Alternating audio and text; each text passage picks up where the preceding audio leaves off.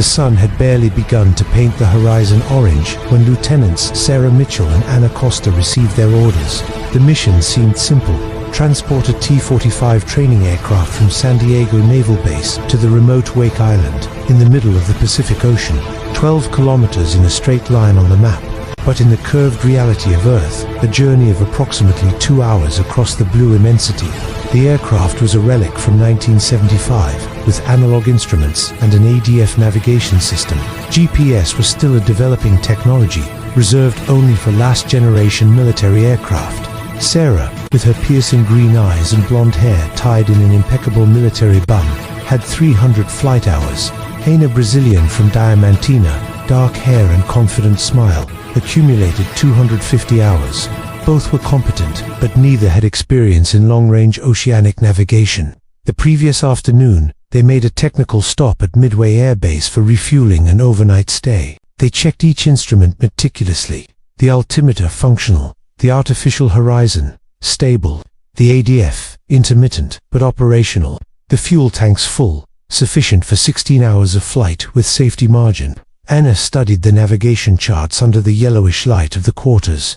We followed the rising sun, maintain altitude of 10,000 feet, and the ADF will guide us in the last 300 kilometers, she explained, tracing the route with her finger. And if the ADF fails, asked Sarah, always the most cautious. We have the coordinates. We have the coordinates, the magnetic compass, and 3 alternative radio frequencies. We'll be fine. They took off at 5:47 a.m., when the dawn transformed the ocean into a silver mirror. Sarah took the controls while Anna navigated. The roar of the engine was constant, hypnotic. Below, only water. Infinite, indifferent, magnificent. The first hours passed in professional silence. Fuel checks every 30 minutes. Altitude adjustments to take advantage of favorable wind currents. The sun rose in the sky. The sun rose in the sky, relentless. In the 14th hour, the ADF pointer finally began to move decisively, pointing forward. We are approximately 200 miles from destination, Anna announced, relieved. 30 minutes and we'll be home. But 30 minutes later, all they saw was ocean. We should be seeing the island, Sarah murmured, her voice tense. Anna checked the calculations again. She checked the wind speed, the drift, the fuel consumption. Everything indicated they should be flying over Wake. They continued forward. 5 more minutes. 10, 15. Then the ADF pointer went crazy, spinning non-stop like an uncontrolled top. We lost the signal, Anna said, feeling her blood freeze, completely. Sarah kept her voice firm, but her hands gripped the controls tightly. Tuned the alternative frequencies. Quick. Ana went through all the memorized frequencies. Silence, static, more silence. The only reliable instrument to find the island had failed, and now they were lost somewhere in the largest ocean. The only reliable instrument to find the island had failed, and now they were lost somewhere in the largest ocean on the planet. Mayday, Mayday, Mayday. NI transmitted on the HF radio. This is November Tango -4-5-7 military aircraft in navigation emergency. Positioned unknown. Approximately 250 miles from Wake Island. Fuel for 2 more hours. We request immediate assistance. Sarah initiated the expanding square search protocol. She would fly 10 miles north, then 10 east, 20 south, 20 west, 30 north. She would fly 10 miles north, then 10 east, 20 south, 20 west, 30 north, creating increasingly larger squares. It was the only chance to find land before the fuel ran out. The fuel pointer descended inexorably. Anna calculated and recalculated. With luck, they had 1 hour and 40 minutes before being forced to ditch in the ocean. And in those waters, without adequate rescue equipment, the chances of survival were minimal. Keep transmitting, Sarah ordered. Someone has to hear us. Keep transmitting, Sarah ordered. Someone has to hear us. 250 miles away, Captain James Hawk Harrison piloted a C-130 Hercules transporting 80 soldiers from Guam Air Base to Hawaii. It was a routine flight, tedious even, when the emergency message crackled on the radio. Sir called his co-pilot, Lieutenant Marcus Webb, were receiving a mayday. 2 pilots lost, critical fuel. Hawk didn't hesitate. What's their estimated position? Approximately 250 miles south of our current route, sir. Approximately 250 miles south of our current route, sir, but it's open waters.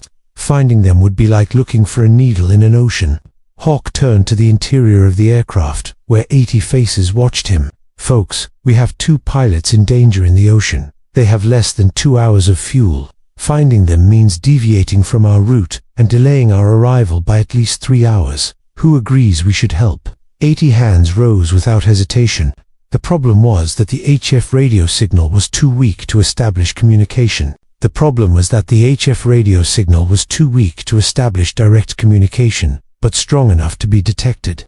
Hawk had something the girls didn't have: last generation triangulation equipment. Marcus, get the readings from the 3 receivers. We're going to triangulate their position. While the C-130 deviated south, the navigation team worked feverishly. Each Mayday transmission from the girls provided additional data: direction, signal intensity, frequency. They're at 235 miles, bearing 187, Marcus announced. They're at 235 miles, bearing 187, Marcus announced after 15 minutes of calculations. Estimated time of intercept, asked Hawk. 42 minutes at maximum cruising speed. Hawk pushed the throttles. The Hercules trembled and gained speed.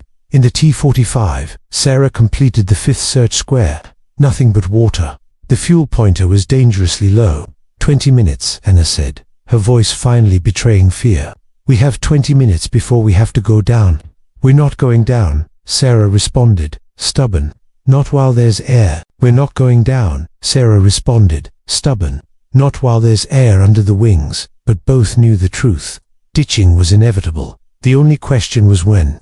Anna continued transmitting, her voice increasingly urgent. Mayday, Mayday. Critical fuel. Someone, please, respond. Then, miraculously, a voice cut through the static. November Tango 457. This is C-130, Calcine Rescue 1. We received your signal. We're on our way. Await instructions. Anna sobbed with relief. Sarah closed her eyes for a brief moment, allowing herself a silent prayer. Sarah closed her eyes for a brief moment, allowing herself a silent prayer. November Tango. Turn on your navigation lights and maintain current altitude, Hawk instructed. We're coming to you. Marcus pointed through the windshield. Sir, visual. 2 degrees to the right. It was a tiny dot against the blue vastness, but it was real. The T-45 with its lights blinking like a beacon of hope. Hawk approached the Hercules carefully. When they were side by side, he could see the faces of the 2 young pilots through the cockpit. Exhausted, but alive. Exhausted, but alive. November Tango, this is Rescue 1. You are 180 miles off course. Incorrect heading of 35 degrees. Wake Island is at bearing 042. Distance 180 nautical miles. Do you have enough fuel? Sarah checked the indicators. Negative. 15 minutes, maybe less, Hawk thought quickly. The C-130 could refuel aircraft in flight, but the T-45 had no equipment to receive aerial fuel. There's an alternative, he said. Henderson Island, emergency landing platform, bearing 095, distance 45 miles, 8 minutes flight. Henderson Island, emergency landing platform, bearing 095, distance 45 miles, 8 minutes flight. It's risky. The runway is short, but you can make it. Sarah took the controls, saving every drop of fuel. The C-130 flew ahead as a guide. Anna prayed silently, remembering the mountains of Diamantina, her family, everything she still wanted to live. The fuel was in the red when the island appeared. Small, rocky, with an improvised runway that looked more like a scar in the vegetation. You can do it, Anna encouraged. We can do it. You can do it, Anna encouraged. We can do it, Sarah corrected. The T-45 descended in an approach too steep, too fast. Sarah cut the engine at 500 feet to save the last vapors of fuel. Now it was a glider, heavy and desperate. The wheels touched the ground with a brutal impact. Sarah stepped on the brakes with all her strength. The plane shook, skidded, yawed. The runway ended in dense vegetation. 50 meters, 30-20. The plane stopped less than 10 meters from the end of the runway. For a moment, there was only silence. Then Anna started to laugh. For a moment, there was only silence. Then Anna started to laugh and cry simultaneously. Sarah unbuckled her seatbelt with trembling hands and hugged her co-pilot. The C-130 landed 30 minutes later, bringing emergency fuel and a rescue team.